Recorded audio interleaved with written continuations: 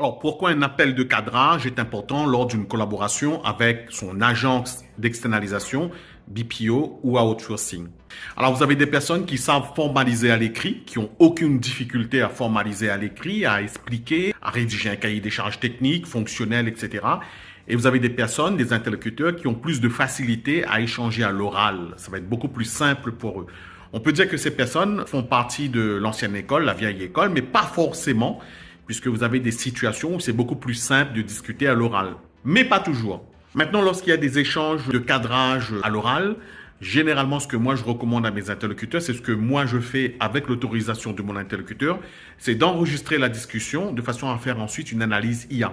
Durant cet appel de cadrage, vous allez définir les spécifications techniques, fonctionnelles, et vous allez aborder un ensemble de détails, puisque la personne, l'interlocuteur, ne sait pas développer ces parties-là par écrit. Attention, les prestataires, les partenaires ne sont pas là tout le temps et toujours pour vous, donneurs d'ordre ou clients, entrepreneurs, pour faire des appels en temps réel, puisque nous sommes dans des systèmes numériques et il est de plus en plus tendance et courant d'avoir une communication asynchrone, c'est-à-dire différée. Un partenaire prestataire, notamment si c'est un référent donneur d'ordre, et bien quelquefois les chefs d'entreprise, nous, puisque je suis aussi chef d'entreprise, nous avons des journées ultra chargées. Donc notre objectif à nous, c'est de définir le SLA, les périmètres, les KPIs, les objectifs, les moyens techniques. Et ensuite, nous, on a des collaborateurs à notre disposition, superviseurs, chefs de plateau, managers, directrices opérationnelles, qui accompagneront la production. Et évidemment, nous, en tant que dirigeants du centre d'appel, du call center, du centre de profit, par exemple à Madagascar, eh ben nous, notre objectif, c'est de surveiller régulièrement, hebdomadairement, que les choses se déroulent correctement. Mais vous avez à votre disposition un interlocuteur avec qui vous allez faire des points réguliers.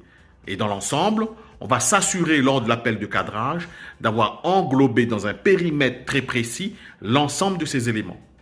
Donc globalement, on prend plus de temps à aiguiser la lame de la hache de façon à ce qu'on prenne moins de temps à abattre l'arbre et à couper l'arbre. Voilà, moi je m'appelle John, je suis français, je suis né en France, j'ai fait mes études à Rennes en Bretagne, je connais Madagascar depuis 16 ans, j'habite sur place depuis 6 ans, donc j'ai un conditionnement culturel plutôt français. Donc j'ai fait des écoles en France, etc. Et puis j'ai appris, j'ai expérimenté par moi-même la culture malgache, les traditions et les usages. J'ai des services que je mets à votre disposition dans le lien que vous voyez en description et je t'invite à t'abonner à cette chaîne et je te dis à bientôt.